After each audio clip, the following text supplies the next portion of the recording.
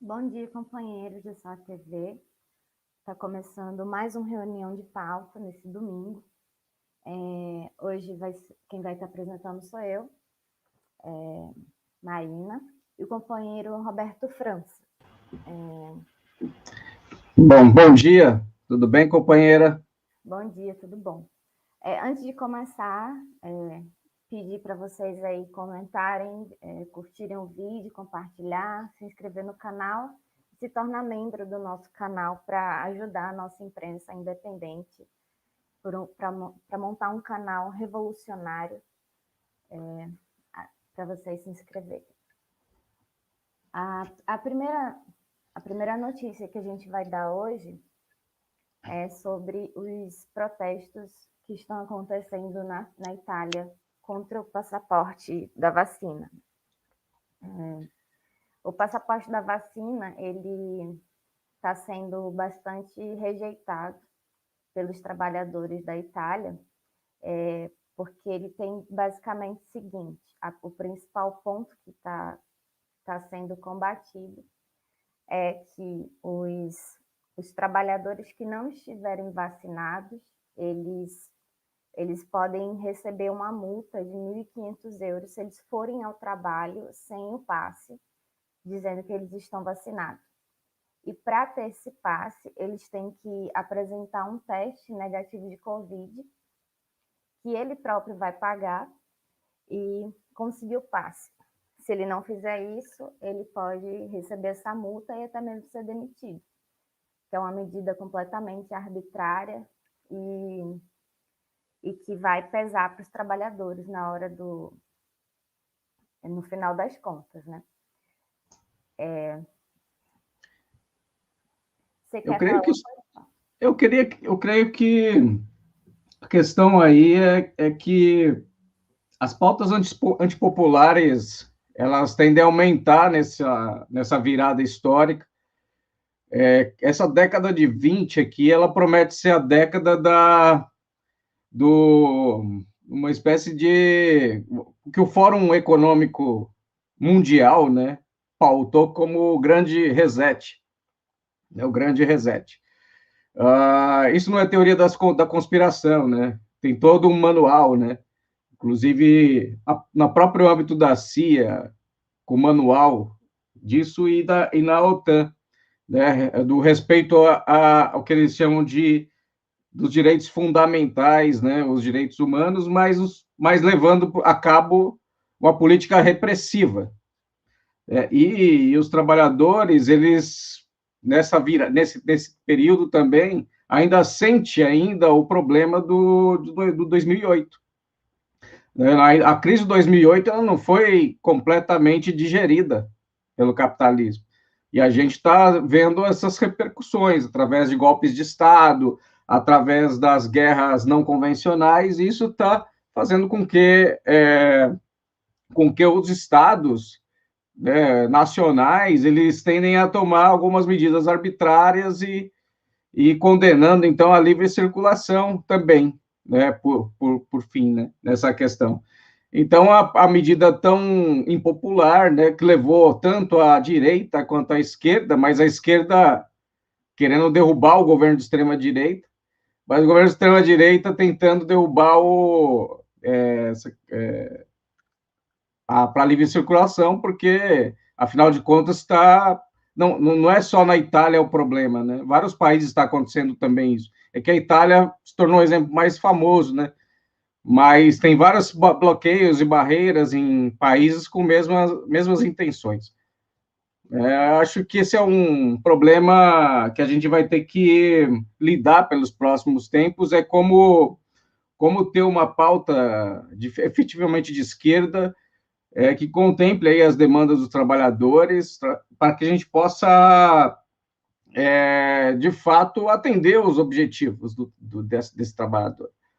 E essa questão ela vai ser colocada, ela é colocada pelo próprio imperialismo, o próprio sistema coloca isso, né? Eles não conseguem fazer uma saúde pública adequada em nenhum lugar do mundo, né? E a Itália também sofre com isso, principalmente o Sul, e a gente vai vendo essa sequência de protestos.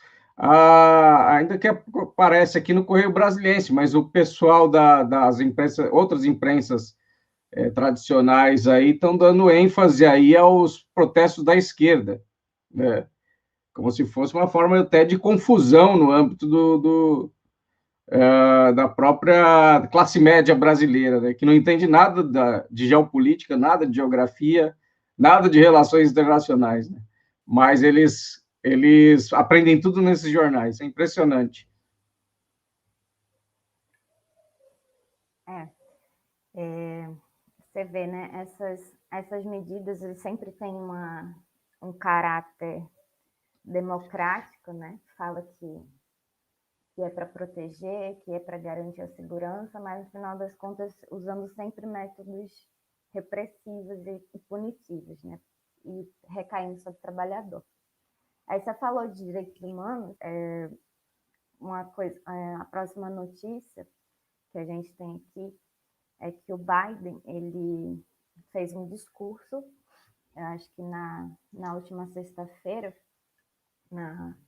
em Connecticut, e aí ele para a universidade, e aí ele falou que criticando a situação na China do trabalho forçado em Xinjiang, e aí ele defendeu os direitos humanos, né? Ele discursou no sentido de enfatizar a importância da defesa dos direitos humanos para além das fronteiras nacionais dos Estados Unidos, que na verdade é só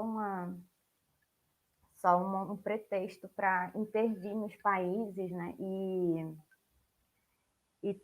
para intervir nos países, para atacar as populações dos outros países, até porque a política do Biden está se mostrando muito bem que não tem nada a ver que não está nem um pouco interessado ou preocupado com a situação das populações dos outros países e do próprio Estados Unidos, né? A gente vê aí na fronteira com o México a repressão é imensa, né? Você tem os embargos a Cuba, a Venezuela, que literalmente mata a população desses países porque não tem acesso ao que precisam, né? E aí agora o Biden quer colocar o discurso de que é preciso cuidar dos direitos humanos dos outros países, né? Quando na verdade os Estados Unidos e o imperialismo promove o extermínio das populações. Uhum. Os Estados Unidos é interessante, porque os Estados Unidos eles entram na competição aí imperialista no século XIX, né? Com um discurso anti-imperialista contra a Inglaterra. E eles vão avançando sua política através de uma doutrina, né, chamada doutrina de contenção, que fazer com que haja o cercamento de espaços estratégicos. E aí, assim, nesse sentido, a gente vai vendo aí a Rússia, né, um país que passa por um enfrentamento também, né, através de uso, né, que os Estados Unidos fazem, financiamento em países afeitos, né, à ideologia imperialista. Então, há o uso tanto de uma espécie que se chama de soft power, né, em relações internacionais, né, um poder mais doce, né? Então, fala em macio, né? Mas aí você tem também uma indústria bélica impressionante. A China, depois da cimeira entre Estados Unidos e Rússia, que era a pauta número 1 dos Estados Unidos, era atacar a Rússia, a pauta do Biden. O filho dele tem empresas na Ucrânia, né, muito dinheiro investido no gás da Ucrânia. E aí ele vai para os Estados Unidos, né, depois da cimeira, e não só ali na Xinjiang, mas também Hong Kong, de novo, na Revolução Colorida, né, e Taiwan. É um caso muito emblemático, né, de manobras militares e tudo mais. Essa guerra permanente é uma doutrina que os Estados Unidos leva a rigor, né, e o uso aí da ideia de direitos humanos, e ela vem junto com essa ideia dessa política democrático-liberal, né, americana, né? O que acontece é que aqui no caso brasileiro, nossa esquerda também não sabe quem é Biden, porque nunca procurou entender quem estava por trás das guerras há 30 e 40 anos atrás.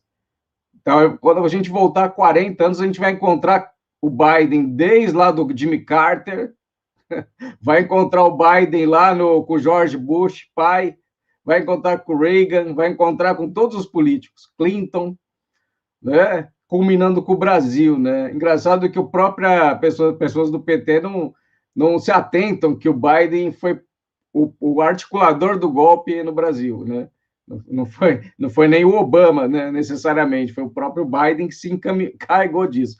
Faz parte da doutrina do choque deles, e eles vão levar a rigor isso sempre, né? E vai passar no Fantástico domingo, que eles estão tentando ajudar, sendo que Xinjiang, já finalizando, teve um crescimento espetacular nos últimos 10 anos, principalmente, por conta das rotas da seda. Impressionante. E agora isso assusta porque vai fechar o anel lá com o Afeganistão, aliás, com o Paquistão, né, o anel de Rota da Seda, e depois vai fazer a ligação com o Afeganistão. E aí isso assusta e por isso que tem que atacar justamente Xinjiang.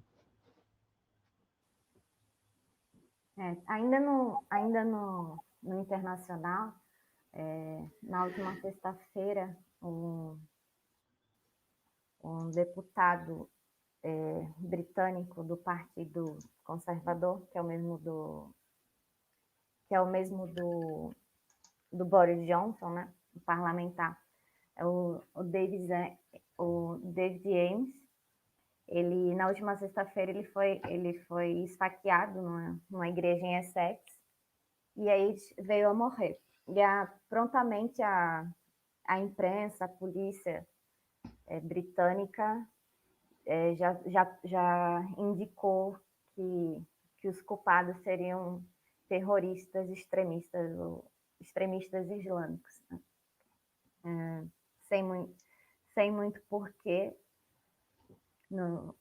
Assim que teve o acontecimento, já se fez essas especulações, né? E aí você começa aquela histeria em torno do acontecimento, né? Porque para o imperialismo é um absurdo que haja uma reação dos oprimidos por eles próprios, né? E aí você vê, a Inglaterra, junto com outros países imperialistas, são responsáveis pelo massacre de vários países do Ocidente, do Oriente, né? Desde Afeganistão e tal. E aí sempre que acontece alguma coisa desse tipo, é visto como algum ataque individualmente, algum atentado, é sempre visto como um absurdo imenso, como se não tivesse nenhum motivo para acontecer, né? E aí a gente tem isso, sempre classificado como atos terroristas, nunca...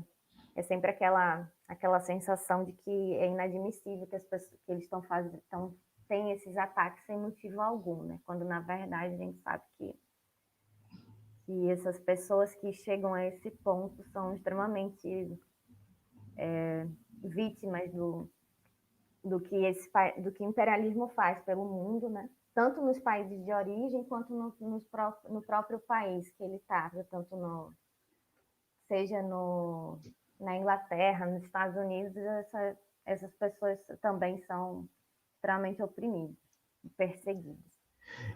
Então, eu fico pensando, né, comentando aqui, companheira, a Inglaterra talvez tem que contar aí o número, se fosse fazer o body count, né, número de mortos.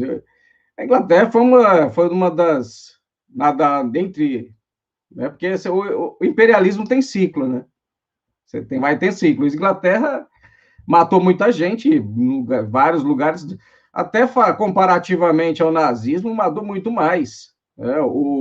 O Churchill, né, que às vezes é tido até pela esquerda como um grande finalizador da guerra, sentou com Stalin para encerrar a Guerra Mundial, matou muito mais do que o Hitler, inclusive, porque foram vários massacres sucessivos. E essa questão aí uma coisa que a esquerda não consegue compreender de jeito nenhum é que nós, comunistas, quando a gente fala do capital, nós estamos falando que tem um pacote junto, inclusive um pacote que contempla o racismo. Então, o racismo está dentro junto. A islamofobia é uma parte desse projeto. Se algum tempo atrás era índio, aí negro, né? Sem contar que a questão da mulher está junto também. Né? O Engels mostra isso no Origens da Família, né? Como se dá o processo de transformação do capitalismo. Essa questão aí inglesa, ela é clássica deles. E aí a islamofobia, ela fica em moda para o imperialismo a partir do final dos anos 90, né? Depois da guerra às drogas no Afeganistão e na Colômbia. Então, lá era a guerra às drogas, a grande coqueluche, e depois se torna a islamofobia. Isso aí vai se pegar nos países nórdicos, França, toda a discussão se tem que usar burca não, o véu ou não. Então, essa culpabilidade, se falar que o outro é sujo, né, que latino é sujo, que os caras lá o Islã é sujo, que eles são os terroristas. Então, esse discurso faz parte do manual aí talvez até no próprio Goebbels, né, já estava ali também. Que é muito triste. Na verdade, assim, essa risada dá, assim, é de nervoso, né, porque o incrível é que a gente, mesmo a intelectualidade, partidos, não o nosso, mas os outros partidos, às vezes tende a ficar do lado da Inglaterra. Tenho certeza que se eu abrir rede social, aí vai ter gente do PSOL, gente desses partidos aí, totalmente a falar, não, os caras estão condenando o terrorismo e tal, e não é nada disso. É uma medida que é você tentar retomar aí as suas perdas territoriais, ou reafirmá-las. Dá para ter uma ideia disso pela propaganda que a esquerda fez com o Biden, né? Agora ele se revelou já. O plano Biden, só um minutinho, né? O pessoal do Ciro Gomes aí que tem me atacado ali. O Ciro é um plano, é uma espécie de plano Biden. Não, ele não é o plano Biden porque os capitalistas não querem nada que possa pensar Estado, né? Essa foi o grande engodo, né, do projeto Ciro. Mas todo lugar vai ter seu plano Biden, né? Talvez o plano Biden do Equador foi para o espaço e entrou o laço. Passou um mês, divulgaram papers do Pandora. Ou seja, não era o cara que eles queriam outro, mas agora vamos derrubar esse aqui. E a gente vai viver constantemente na crise. O Biden na verdade, a expressão. Na verdade, antes dele tem uma companheira Marina, só para finalizar mesmo em 10 segundos, o presidente do Canadá. Ele começou essa ideia de plano Biden. Foi lá. Eu não lembro o nome dele agora, mas a gente poderia fazer um plano de pauta também do Canadá, porque ele está matando índio para caramba lá no Canadá. E ele antecede o Biden nessa hipocrisia do identitarismo. Antes de continuar, queria aqui dar bom dia para os companheiros que estão assistindo a gente. O companheiro Arthur deu bom dia, a companheira Mônica, e a companheira Graci Barros, e sou eu. Bom dia a todos. A companheira Mônica diz o seguinte: há tempos estes governos dos Estados Unidos escondem a própria miséria e crise social da população do seu país e só ver como vivem os habitantes dos estados que perderam suas indústrias. E aí ela pergunta: quem é o país que mais promoveu massacres e guerras desde o período moderno? É um absurdo essa alienação? Aí o Arthur fala que Canadá é uma monarquia parlamentar. Bom, a próxima notícia, vamos entrar na notícia principal de hoje, que é que 50 milhões de pessoas no Brasil estão em insegurança alimentar moderada ou grave, que é um nome menos ruim para se dizer que que a população está passando fome, né? E 50 milhões de pessoas em insegurança alimentar, que não sabem se vão chegar, se vão comer no dia ou não, se vão ter comida naquele dia, ou muitos só vão ter uma refeição, e outros sequer sabem se vão comer. E aí a gente tem essa situação que é muito alarmante, 50 milhões de pessoas é bastante, aí você tem junto o desemprego, né? O subemprego, o aumento do custo dos alimentos. A gente viu as imagens que foram famosas no mundo todo, né, de moradores do Rio de Janeiro indo pegar ossos de carcaça de resto de animal para comer, como se fossem cachorros, né? Você vê, a situação está muito... A miséria está muito grande e as pessoas sequer sabem se vão comer.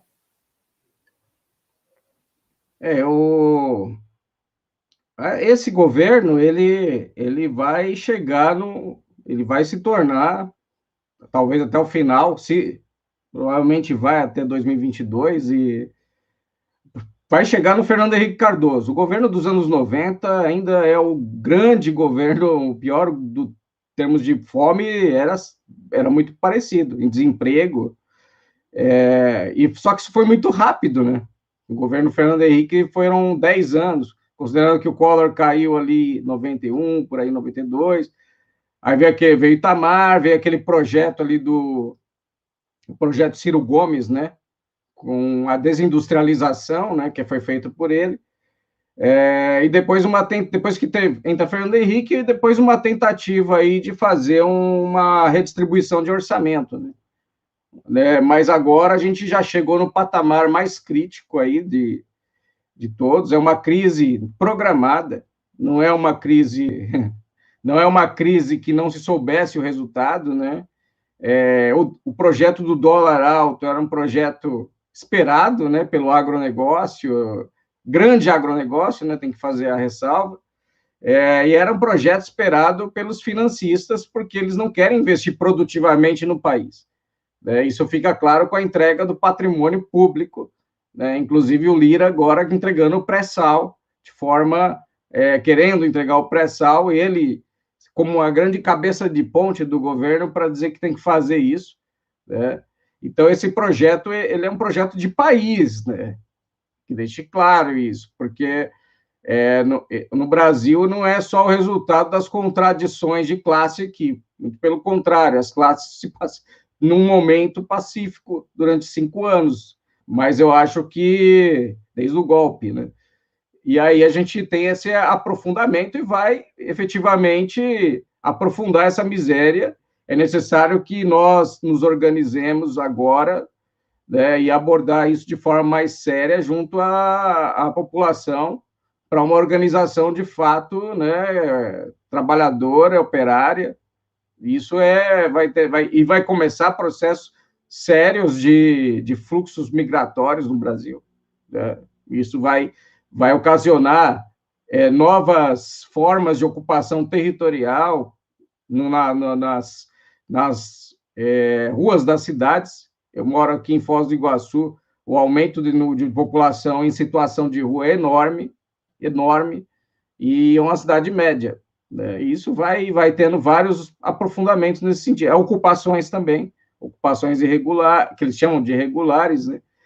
E isso vai acontecer porque isso é projeto de país, não vai mudar isso se não mudar esse governo, se não for tirar o governo de forma incisiva. Infelizmente, parte ainda da esquerda não entendeu a via, pelo menos concreta e imediata, por enquanto, é eleitoral. E nessa eleição, o único com chance é Lula de vencer. Não existe outro candidato. E as pessoas ficam tentando ensaiar nomes aí para tentar vencer a miséria, só que sem o discurso prático. E o povo consegue entender, né? O povo consegue entender muito bem. Então, 50 milhões, eu acho que é um número que eu acho que tende a aumentar, Marina. Eu vejo como um aumento aí, os próximos... mesmo que o auxílio que a gente defende no PCO de um salário mínimo, né, ele poderia estancar situação em parte, mas o projeto de jogar o país na inflação não é um mero erro econômico. Esse é importante salientar, é um projeto de país. Né? Inclusive, esse próprio número de 50 milhões já deve ser maior que isso, né? Só que conseguiram estimar, né? Sim. E aí, para dar pode falar. Uma última coisinha, os endividados também, tá? Só isso. Tem muita gente, acho que tá assim, fora aqueles que não estão em desemprego, tem os pessoal super endividado. E os subempregados, né? Os empreendedores do Isso. Uber e do iFood. Nesse mesmo sentido de ataque à população, né? Enquanto o povo passa fome, você tem também a repressão policial, né? Saiu essa semana que o Ministério Público do Rio de Janeiro, naquele caso do Jacarezinho,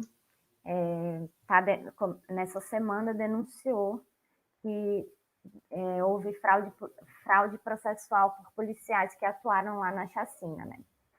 Só para relembrar, a chacina que teve no Jacarezinho foi em maio desse ano e deixou 28 pessoas mortas, né? Pela Polícia Civil, não foi nem pela Polícia Militar. E aí está sendo denunciado pelo Ministério Público que 2 agentes da polícia, eles atiraram em uma pessoa e retiraram o cadáver do local para que impedisse a perícia de conseguir apurar o que realmente aconteceu, né? E aí eles estão sendo denunciados por essa tentativa de fraude, né? E aí fala que além disso, eles inseriram uma granada no local, e no momento do registro da ocorrência, eles apresentaram uma pistola e um carregador, alegando que teriam sido recolhidos junto com a vítima. E aí tem o seguinte, né? A gente viu que isso só deixa claro que não dá para confiar em nenhuma solução institucional para a polícia, né? Porque finalmente eles vão fraudar e assim, quando teve a chacina, você via que as reivindicações dentro da esquerda era para que fossem responsabilizados os policiais, para que eles fossem processados, punidos, etc. E quando, na verdade, a gente sabe que tudo isso não... Nada disso resolve a situação, né? A gente, quando aconteceu a chacina, a gente disse que a solução é o fim da PM e a formação de milícias populares armadas para se defender desses ataques, né? E foi um ataque covarde, e a população estava completamente indefesa, foi um massacre. E geralmente é assim que acontece, né? Quando o povo não tem como se defender, ele morre na mão da polícia fascista. E você vê que simplesmente pedir uma punição para os policiais não vai resolver nada, até porque a própria apuração é cheia de vícios e não atende aos interesses do povo que foi massacrado. Uhum. Então, veja só, né, Marina, o Trotsky tem um dos textos mais interessantes quando ele aborda entre as metodologias e que não faz parte, que a polícia não é parte da classe trabalhadora.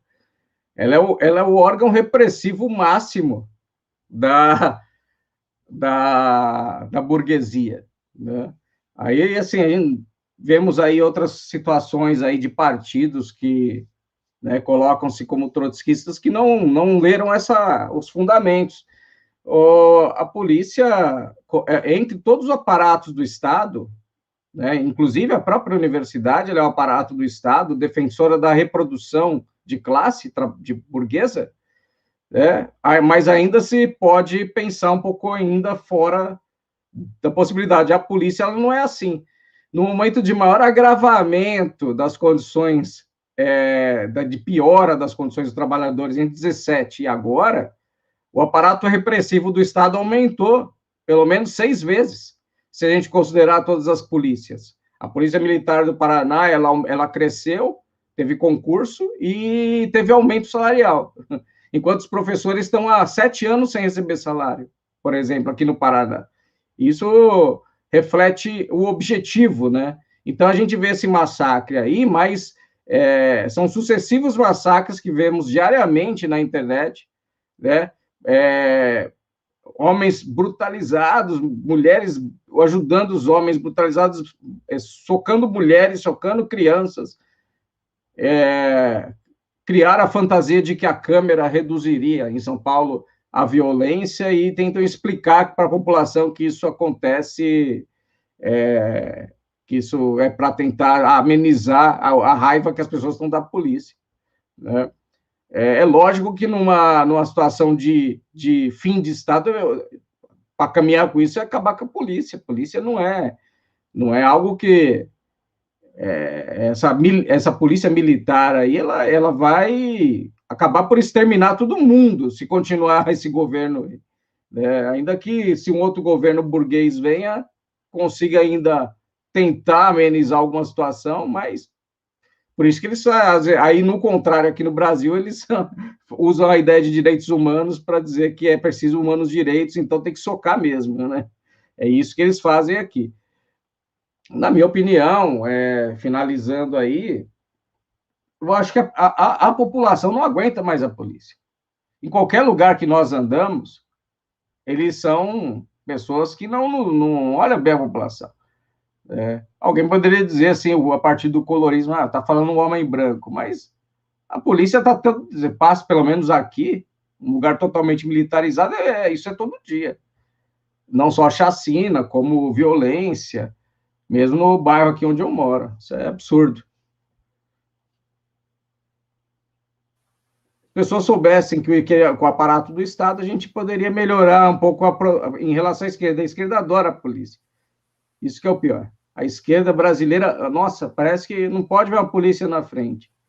Só falta pegar assim, nossa, tadinho, eles têm péssimas condições de vida, vamos dar um aumento de salário para eles? É horrível. Eu acho que só nós não defendemos eles, talvez. Tá aqui o companheiro Arthur, ele falou que o Canadá é uma monarquia parlamentar e o primeiro-ministro é o Justin.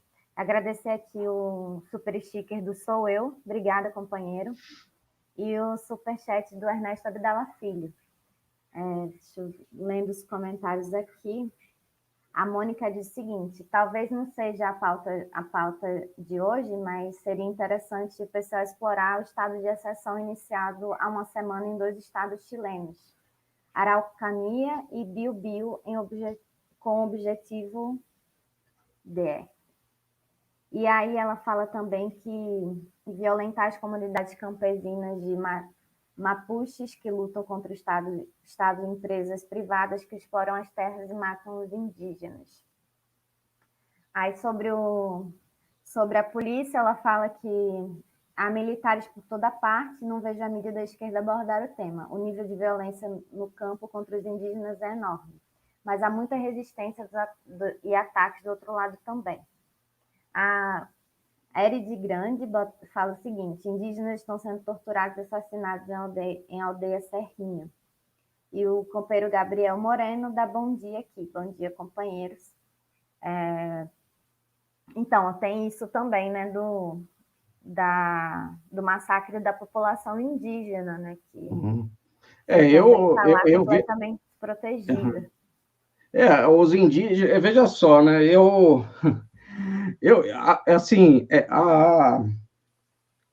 a contradição de classe inevitavelmente vai levar a uma condição de insurgência primeiro, depois ela leva primeiro de protesto, aí depois ela vai para a insurgência, depois ela pode avançar para algo mais radical, né?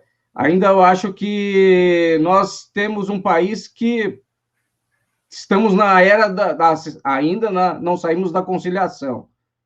Precisamos mudar completamente essa estrutura. Mas o massacre, primeiro, assim, em termos de números indígenas, é muito grande, por várias razões, não só da polícia, mas A polícia não é só a polícia, mas é todo o aparato também das partes de madeireira, que está a favor da madeira, que é IBAMA e tal, tanto que o Ricardo Salles, ministro, foi retirado, colocaram o outro, fez a mesma coisa. Então, e tem esse problema dos indígenas, que é saúde, indígena quer saúde, indígena quer saúde da família, indígena quer melhoria das condições. Né? Eu dou aula para indígenas, eu sei qual é a situação deles de vulnerabilidade. Né? O pessoal acha que o índio não frequenta universidade, frequenta, entendeu? Agora, a questão dos camponeses ela é muito séria por causa das milícias, não é polícia. As milícias estão formadas. Aqui no Paraná, no oeste do Paraná, não é incomum o assassinato de lideranças, não só ligado ao MST, mas outros movimentos, que na porta de casa, em frente à família, né? E essa questão, isso é totalmente ocultada na grande imprensa aqui. A gente fica sabendo por intermédio de companheiros, né, de militância de partidos aí, no caso principalmente PT, que vem denunciando isso, porque senão a gente não teria nem essas informações no Paraná. Não sei se é questão do Chile, aí acho que é mais complicado dizer, mas o Partido Comunista ali, que fez parte da reforma, vai fazer parte da reforma da Constituição, que ainda não saiu, elegeram uma liderança indígena, né, para fazer a nova Constituinte, mas não são instrumentos da população, da classe trabalhadora, são instrumentos da burguesia. O Partido Comunista Chileno hoje ele é um partido, ele é bem pessoal, assim, bem parecido. É como se o pessoal estivesse articulando a própria Constituinte. Não tem ninguém nem perto do PT aí para fazer a Constituinte chilena, entendeu? Então, assim, eu não sei o que vai resultar essa Constituinte, mas o povo mapuche vai começar ainda a sofrer. É uma opinião, assim, pelo menos assim, é uma ideia preliminar que eu tenho por conta daqueles não estão em defesa clara. Ele está defendendo o quê? Vamos dizer assim, a cultura mapuche. Mas eles precisam muito mais. Né? Eles precisam muito mais, mas eles só defendem a cultura, só vê aqui a questão a questão mais transcendental, sabe? Aquilo que a classe média chilena considera fundamental, são os laços dele com o céu, com a terra, mas tem muito mais a dizer, e a fome ela é tão grande entre essas populações que eles têm Santiago em mendicância, em situação de vulnerabilidade extrema. Né?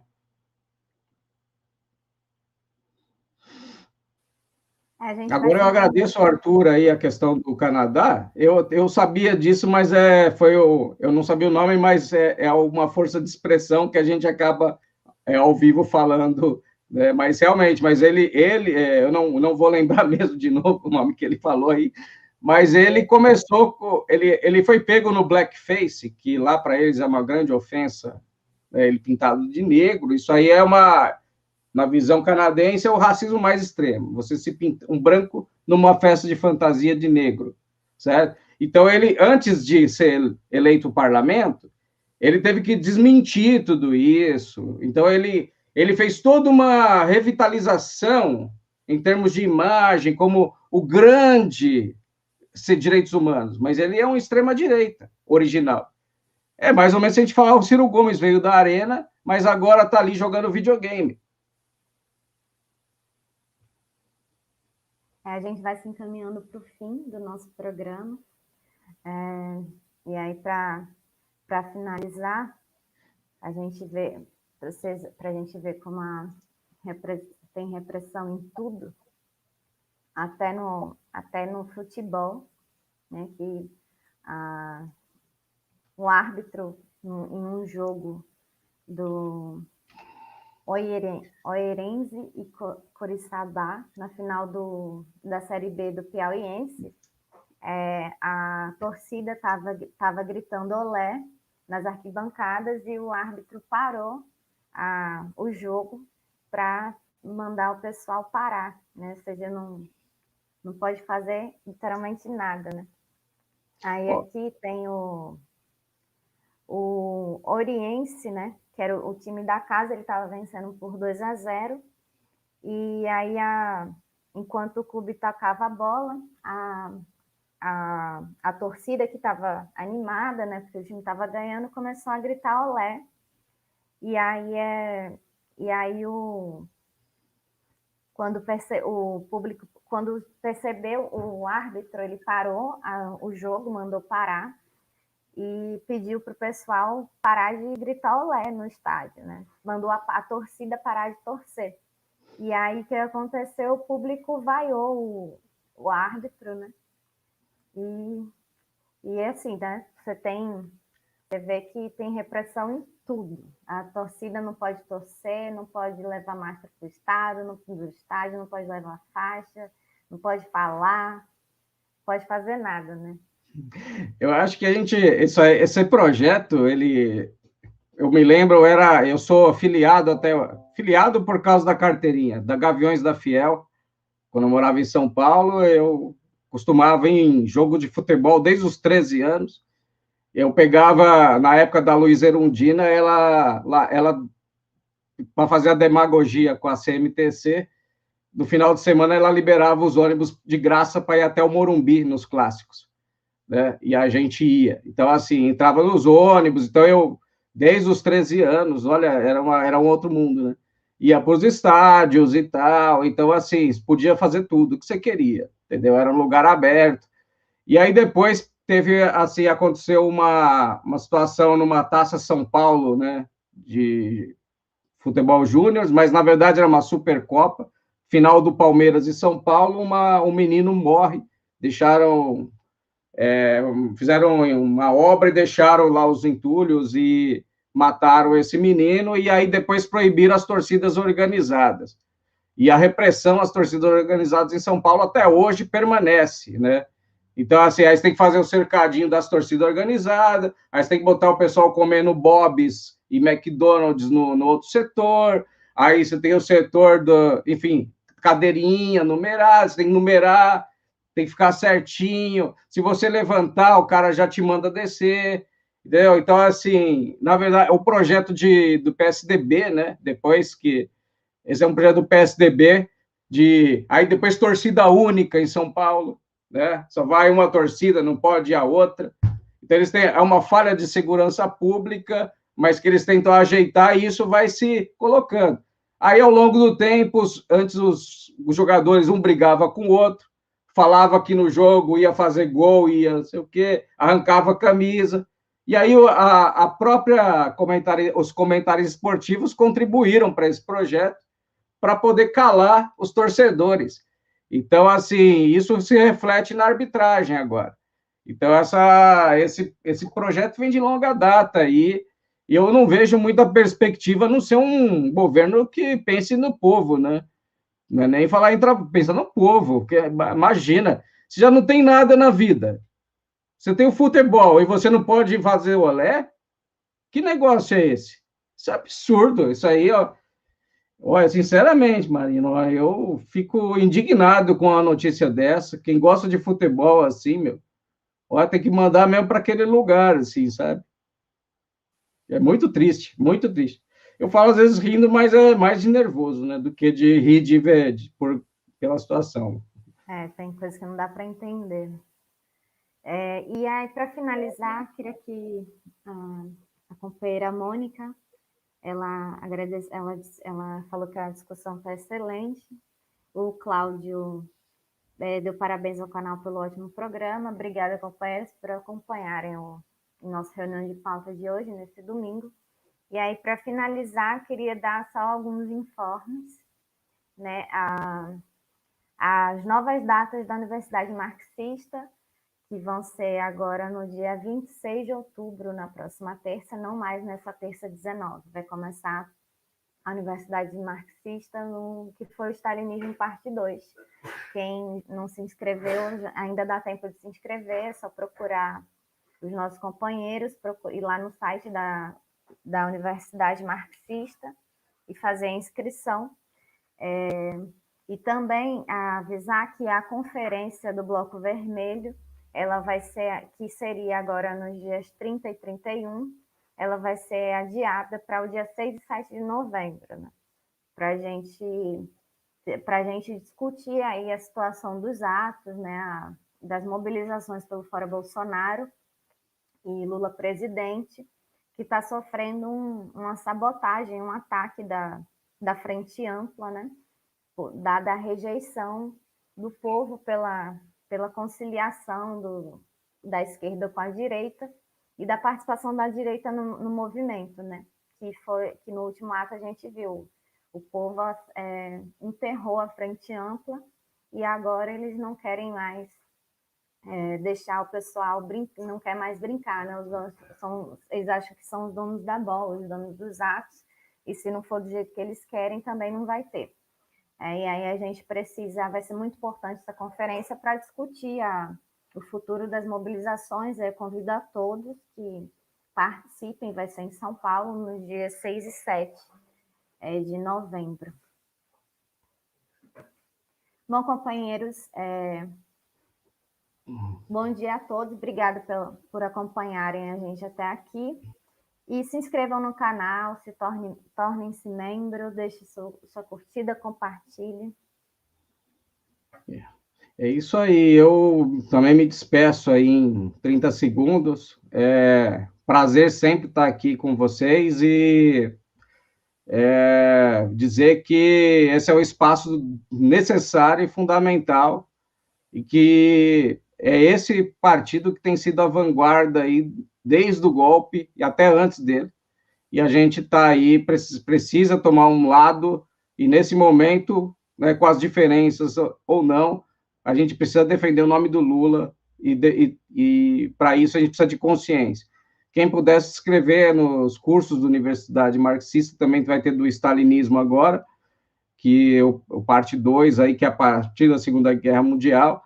É necessário, então, uma organização, não só, né, uma teoria revolucionária, mas é necessário que a gente possa enfrentar mesmo e ir adiante às ruas e mobilizar o povo. Obrigado pela oportunidade, estamos aí para colaborar sempre. Obrigada, companheiro Roberto, obrigada a todo mundo que assistiu, bom dia, até mais. Bom dia, até mais. Valeu.